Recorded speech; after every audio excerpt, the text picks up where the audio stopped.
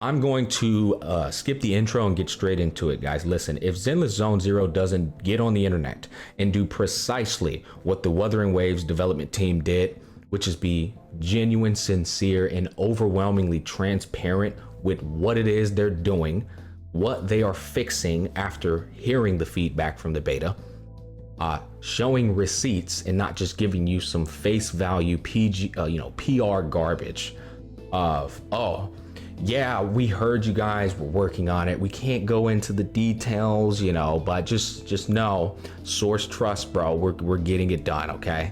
It's gonna be fine. Don't worry about it. If they don't get on the internet and do what Wuthering Waves developer did, show the receipts, man.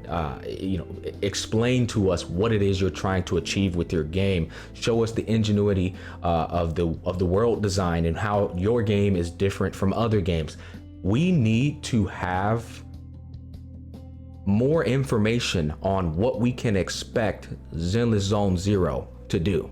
Right now, we're in the dark, and I don't think anyone knows what the hell we're supposed to be really doing in Zenless Zone Zero. There's a lack of an identity there, and with that creates more room of doubt, skepticism, and concern on whether your game is worth playing or whether your game is worth playing after 10 hours. And unfortunately, the nature of this business, the competitive nature of it, you can't just stay silent, because you have games that are actually doing things right now in real time that are grabbing the interest of the mutual audience that you guys are trying to capture. Listen, I'm gonna keep it a buck. Wuthering Waves outright engulfed Zenless Zone Zero into their domain expansion. They are very much trapped inside the domain expansion of Wuthering Waves right now in real time. After that Wuthering Waves developer interview, that's how powerful a interview with the developers that sit down and say, hey, look, here's the score. This is what we're doing. We heard your complaints. Check this out. This is how we're fixing them. That's the power of transparency and being genuine, of the passion project that you're trying to create so that we can all enjoy it and benefit from it. Doing that puts so much pressure on Zenless Zone Zero. I would hate to be in their shoes right now. I really would, because they're battling time while also battling competition. And there's an itch that people want scratched from Zenless Zone Zero, right? They want that itch scratched. What are you supposed to do when that itch is actually going to be scratched by another game that's not a roguelike, but an open world? So there's way more room for other things to be scratched, right? That's the downside of Zenless Zone Zero being a roguelike simulator. They're pretty restricted with what you can do inside of a game like that. Whereas there's other games like, oh, listen, we're open world, but look, we can still give you everything that game wants, and you can go and catch some shiny Pokemon, and you got the open world aspect so that you can explore things to your heart's content and enjoy the ingenuity of our world design. You see what I mean? They're hitting so many points, and it's just like, it's not looking good for their other competitor, who is naturally going to capture a smaller audience because of the identity of the game, the genre that the game is in. So this brings me back to my initial statement. Get on the internet, be transparent, genuine, and convey exactly what it is you're going to do. What are the steps you are taking to ensure that your game is going to be a hit and not a miss? This will breathe confidence into the players of interest and remove doubt, which will enable them to, at the very least, try the game out. Because right now, the roles of Zenless Zone Zero and Wuthering Waves have reversed, right? Wuthering Waves received a ton of scrutiny during their first beta, got ripped to shreds, and it created skepticism of whether the game was actually going to deliver. And then after that developer interview, they rallied everyone back into their corner, right? But now the beta was a disaster for Zenless Zone Zero, and now your game has received a ton of scrutiny. There's skepticism in the air on whether it can deliver. You need to do precisely what they did, and then even further, you have to show something that is like a unique factor that's going to separate Zenless Zone Zero and keep people coming to it. Because I don't believe these two games I told y'all, are going to work in tandem in this space. One's going to engulf the other by a lot.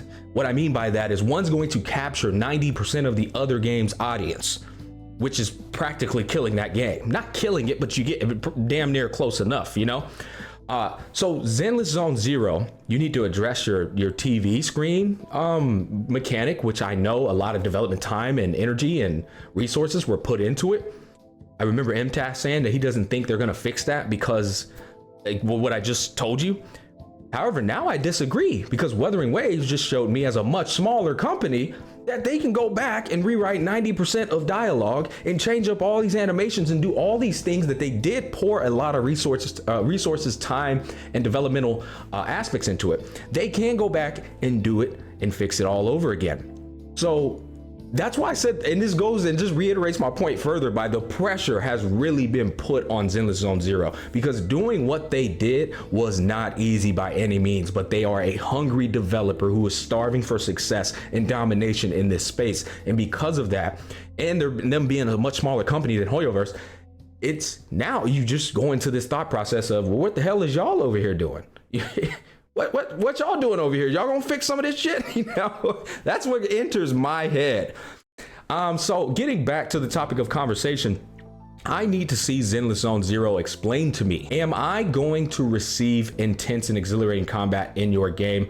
Are you going to fix the mind-numbing experience of hack and slash and just spamming ults in that game? Or is there going to be a restrictive, is there ever going to be a restrictive aspect of it to where I'm more gratified of pulling off ults and more gratified of parrying and dodging and doing combos in the end game, right? Is your progression going to be holding my hand the entire way through to where I don't even want to finish the game? There's a number of issues right now with Zenless that I need to be assured are going to be resolved. But getting onto the positive side of Zenless Zone Zero, I did a boss fight in that game early on. I want to say 10 hours in, maybe 15 hours tops in. And this boss fight showed me a glimpse of the capabilities, potentials, and possibilities, all kind of mean the same thing. I just said the same word meaning 3 different things, but that's hilarious. Of what combat can actually look like in that game. And I'm speaking in terms of challenge, of complexity, of actually the soul experience that I made about my Wuthering Waves video, the Souls and Monster Hunter experience, where the boss is actually doing very difficult things to keep track of, to where you have to repetitively do, or repetitively do the fights over and over to compute the patterns, which breathes room for practice and craftsmanship, to where you actually are feeling that dopamine rush because now you're starting to get the fight down and now you're finding the openings of them and you're doing your combos. I saw that in this one boss fight and I was like, this is it. They have it. They have the foundation. This is it. This is what we need right here. You put more of this in there and it's going to be an enjoyable experience. Less of the TV shit, which I respect the ingenuity of it, more of this. And that's going to be great. I want to see them show off that when they do their developer interview. They have to. I'm telling you, at this point, it's not even a if. They have to do that developer interview after this big dick move that Wuthering Waves did. But I need to see more of that. I need to see, what have you been cooking up? And it needs to happen fast, because you are now in 2024, where Wuthering Waves could potentially release in 3 months, 4 months, 5 months. We don't know when your game's releasing. It might release after them. And if they deliver on everything they did in that developer interview, it's curtains. It's curtains after that, especially if they come out first. Because if they come out first, they're gonna rally that audience. Everyone's gonna try it out and they're gonna love it. And even if you do everything right, it's too late at that point because they've captured the audience. And I don't think that's the same concept for Wuthering Waves. If Zenless releases and they do everything right, it doesn't matter. Wuthering Waves is still gonna be tried because of the power move that was done in that Wuthering Waves interview. They've rallied the people's trust. I know I'm all over the place with this, but I'm excited. I would love for Zenless Zone Zero and Wuthering Waves to be such beautifully designed games to where they actually work in tandem. But that's not gonna happen in the reality of things. There's like a 1% chance for it to happen. And again, that means each game actually did such a beautiful job at designing their games that you just have to play them both. But I don't see that happening. If they by some chance did pull that off it would be the best scenario for the gacha space, because they're going to keep competing against one another, which is going to polish and refine both games and make them better games, which that's an overall W for the space. That's why people wanted Genshin Impact to have competition for such a long time. Something that's going to force Genshin to polish and refine and make itself a better game, but they haven't had it. Wuthering Waves is finally going to make itself present. But getting back to Zenless Zone Zero, they have the same issue that Wuthering Waves had that they can fix as well. We've seen them do it in Genshin Impact and Honkai Star Rail. In fact, they're the king of making beautiful worlds with vibrancy. I didn't see that in Zenless Zone Zero's maps, and it's a roguelike simulator. So I think it's even more paramount to capitalize on vibrancy in those games, because you can't explore the world. So each zone really needs to feel unique and different from other zones. I didn't get that feeling in Zenless Zone Zero. Every zone looked the exact same, as well as the enemies I was going up against. They all looked the exact same. So they need to improve on that big time. But to their defense, they're trying to do what Wuthering Waves is doing, which is give you the aesthetic of the post-apocalyptic theme, which is not an easy theme to pull off, because it by nature needs to kind of look dull and dead. And the problem with that theme is you kind of intentionally have to take away vibrancy. So it's not easy to pull off by any means. But again, the dev interview Wuthering Waves, gotta keep going back to it. They did it, they pulled it off. So they have to find that same balance, strike a balance between a world that feels like it's not alive, but you still have vibrancy in the world. The color shades are still good and on point. Yeah, they're gonna have to fix that same problem, because that experience does matter inside of zones. It makes you feel like you're in a different zone, which it just naturally breeds more excitement.